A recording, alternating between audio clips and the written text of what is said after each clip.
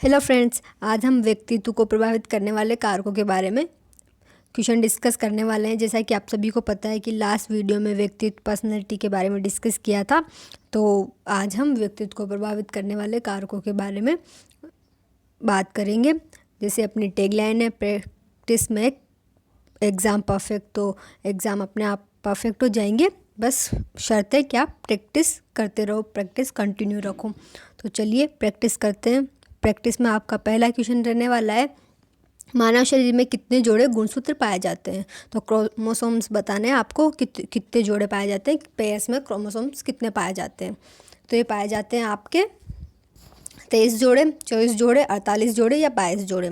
तो अगर टोटल बात करें विदाउट पेयर्स तो ये होंगे आपके 46। तो इन पेयर्स ये होंगे 23 जोड़े पाए जाते हैं। तो ध्यान रखना कि क्रोमोसोम्स 23 जोड़े पाए जाते हैं।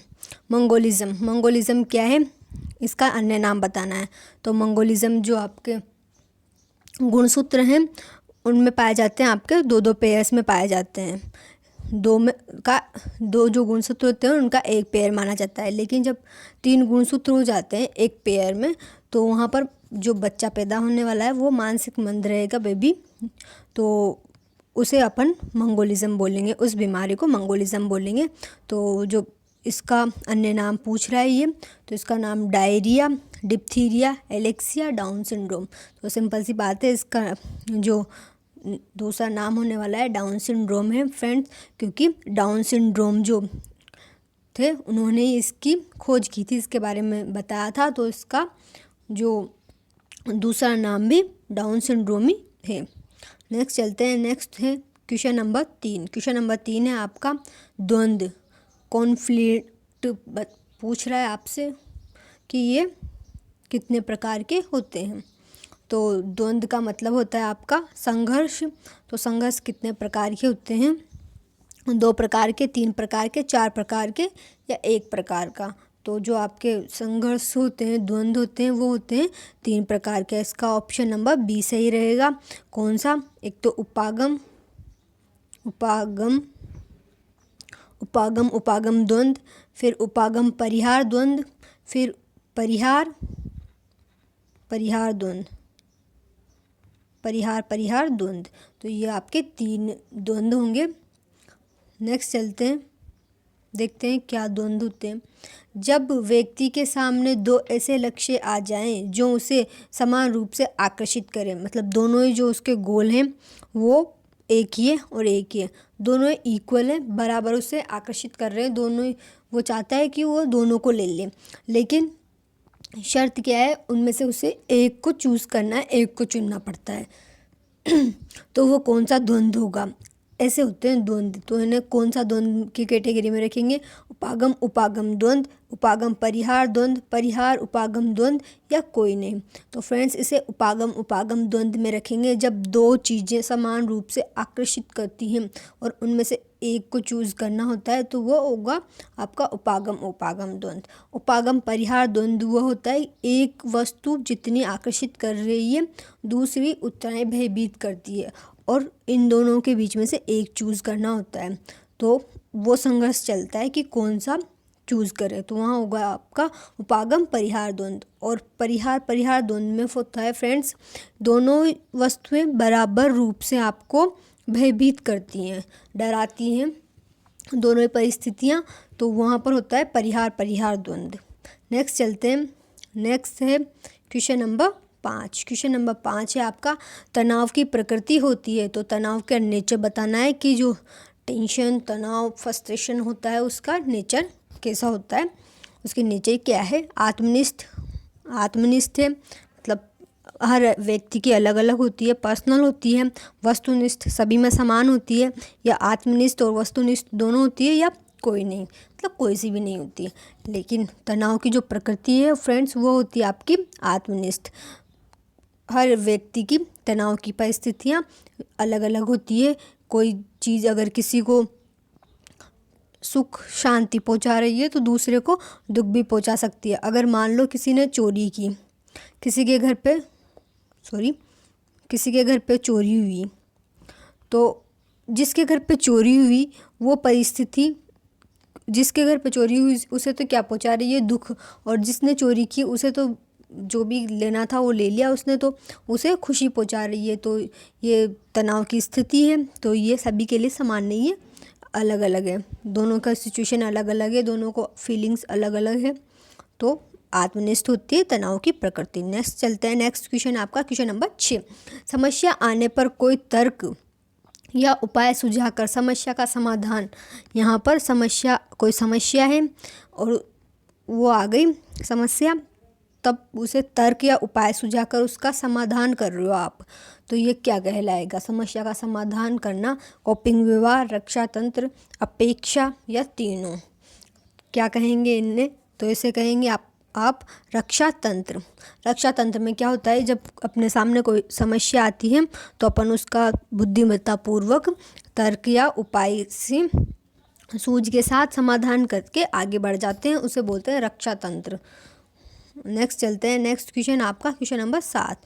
क्वेश्चन नंबर 7 है, समस्या आने पर उस पर आक्रमण करके लक्ष्य की प्राप्ति की जाए, इस तरह के व्यवहार को। तो यहाँ पर भी सेम बात है, समस्या आ गई लेकिन यहाँ पर आप आक्रमण करके लक्ष्य की प्राप्ति कर रहे हो, तो इसे क्या कहेंगे फ्रेंड्स? इसे बोलते हैं कोपिंग व्यवहार। इसे कोपिंग व्यवहार बोलते हैं अपन। नेक्स्ट चलते हैं, नेक्स्ट क्वेश्चन आपका क्वेश्चन नंबर 8। सामान्यतया आवश्यकता के यहाँ पर के फ्रेंड्स के नोट की कितने प्रकार माने गए हैं? तो 2, 3, 4 या 1। तो जो आवश्यकता के प्रकार हैं वो हैं आपके 2। ऑप्शन नंबर ए सही रहेगा। इसमें आ जाएगी आपकी जो प्राथमिक आवश्यकताएं या जैविक आवश्यकताएं, और दूसरी आ जाएगी गौण आवश्यकताएं। और पहली प्राथमिक, आगे डिस्कस भी करने वाले हैं, इनके बारे में भी क्वेश्चन है। तो प्राथमिक और गौण आवश्यकताएं आ जाएंगी आपकी। नेक्स्ट देखते हैं, प्राथमिक आवश्यकता नहीं है, जैविक आवश्यकता नहीं है, जन्मजात आवश्यकता नहीं है, या गौण आवश्यकता नहीं है। कौन सी आवश्यकता नहीं है? फिर जो भूख, प्यास, नींद होती है वो नेचुरल होती है, इंसान में जन्म से होती है। जब एक बच्चा पैदा होता है तब से उसमें भूख, प्यास, नींद, ये सारी फीलिंग्स होती है, वो सारी आवश्यकताएं होती हैं, उसकी सारी ये नीड्स होती हैं। तो इन्हें अपन प्राथमिक भी बोल सकते हैं, जैविक भी बोल सकते हैं, और जन्मजात बोल सकते हैं। गौण होती है जिनके लिए ये ज़रूरी नहीं होता है कि अगर वो ना मिले तो इंसान जिंदा ही ना रहे, तो ये गौण आवश्यकताएं होती हैं। इनकी इम्पोर्टेंस थोड़ी कम होती है, होती तो है लेकिन थोड़ी कम होती है। तो ये ऑप्शन नंबर डी सही रहेगा इसका। नेक्स्ट चलते हैं, नेक्स्ट क्वेश्चन है आपका क्वेश्चन नंबर 10। वे आवश्यकताएं जो मानव के लिए आवश्यक तो हैं लेकिन अगर ना मिले तो भी जीवन समाप्त नहीं होता। यहाँ पर बताना है वो कौन सी आवश्यकताएं कहलाएंगी। तो गौण आवश्यकताएं ध्यान रखना है, लेकिन ना मिले तो भी जीवन समाप्त नहीं होगा। तो ऐसी आवश्यकताएं आपकी कौन सी कहलाएंगी? गौण, प्राथमिक, जैविक या शून्य आवश्यकताएं। शून्य आवश्यकताएं, यहाँ पर शून्य, ये वाला शून्य, नोट शून्य। तो कौन सी आवश्यकताएं कहलाएंगी?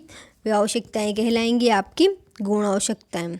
गौण आवश्यकताएं जरूरी नहीं होता है कि मिले ही, इनके बिना जीवन समाप्त नहीं होता है। नेक्स्ट चलते हैं क्वेश्चन नंबर 11। आवश्यकता क्रम के सिद्धांत के प्रतिपादक हैं। तो फ्रेंड्स, आवश्यकता का जो क्रम का सिद्धांत है उसके प्रतिपादक कौन है बताना है आपको। वॉटसन, पीटर, मोजले या मोस्लो भी बोलते हैं इन्हें, दोनों इन्हीं के नाम है, या फिर प्याजे। जी प्याजे इसका बिल्कुल भी सही आंसर नहीं है। पीटर, वॉटसन जी बिल्कुल भी नहीं, ये दोनों भी नहीं है। जो मोजले या मोस्लो है वो इसका सही आंसर है, क्योंकि उन्होंने आवश्यकता क्रम का सिद्धांत दिया था, जिससे अपने को जानने को मिलता है कि कौन सी आवश्यकता किस स्टेज पे इंसान के लिए ज़रूरी होती है। सिंपल सी बात है, अगर इंसान को जो उसकी प्रथम आवश्यकता प्राप्त ना हो, फर्स्ट ही अगर उसे किसी इंसान को भूख लग रही है तो उसे उसकी भूख ही ना मिटे तो उसे और दूसरी आवश्यकताएं, रोटी, मतलब कपड़ा, मकान की कहाँ पड़ी होगी, पहले तो भूख शांत करेगा ना वो। तो पदानुक्रमिक आवश्यकता सिद्धांत के कितने पद हैं? पद में बताना है कि कितने पद बताए हैं मोजले ने। तो ऑप्शन है 1, 5, 4 या 3 या फिर 1। तो फ्रेंड्स इसके 5 स्टेप हैं। 5 स्टेप में शारीरिक आवश्यकताएं आती हैं। जो सबसे लास्ट वाली होती है त्रिभुजाकार है आपकी, तो जो 1, 2, 3, 4 और ये लास्ट वाली 5 है। तो ऐसे 5 आवश्यकताओं में पहली आती है आपकी शारीरिक। जो शारीरिक आवश्यकताएं होती हैं उनमें भूख प्यास आती है आपकी। जो दूसरी आवश्यकताएं होती है उनमें रोटी मकान वगैरह आती है जिस रहने के लिए।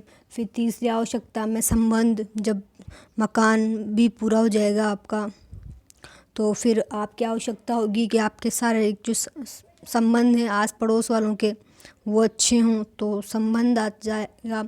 फिर उसके बाद आएगी प्रतिष्ठा। आप चाहोगे इसके संबंध अच्छे हैं तो प्रतिष्ठा भी हो समाज में।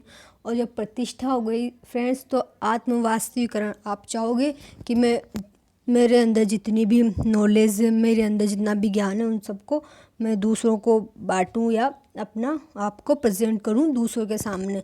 तो ये आवश्यकता पदानुक्रम का सिद्धांत था जो कि 5 स्टेप में होता है आपका, जिसमें 1 में शारीरिक आवश्यकताएं, फिर आएगी आपकी सुरक्षा, फिर संबंध, फिर प्रतिष्ठा और आत्मवास्तवीकरण। नेक्स्ट चलते हैं। नेक्स्ट क्वेश्चन है आपका क्वेश्चन नंबर 13, जो आपका लास्ट क्वेश्चन रहने वाला है। किसी बालक के व्यक्तित्व को प्रभावित करने वाले कारक हैं। तो किसी बालक के व्यक्तित्व को प्रभावित करने वाले कौन कौन से कारक रहेंगे फ्रेंड्स? अतिसंरक्षण डिटेल में बता देती हूँ मैं। अतिसंरक्षण क्या होता है?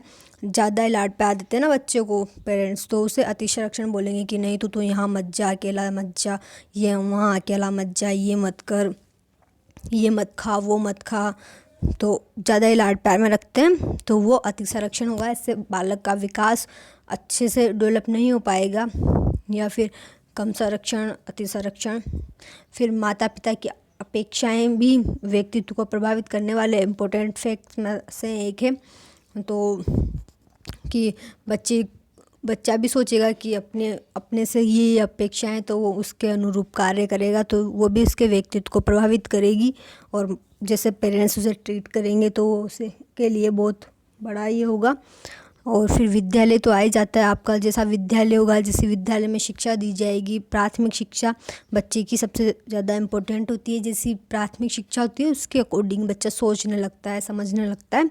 तो ये सारे उसके व्यक्तित्व को प्रभावित करने वाले कारक रहेंगे, इसलिए इसका ऑप्शन नंबर डी बिल्कुल सही रहेगा, उपरोक्त सभी। Thank you friend. अगर सेशन पसंद आया हो तो लाइक कमेंट शेयर कीजिए।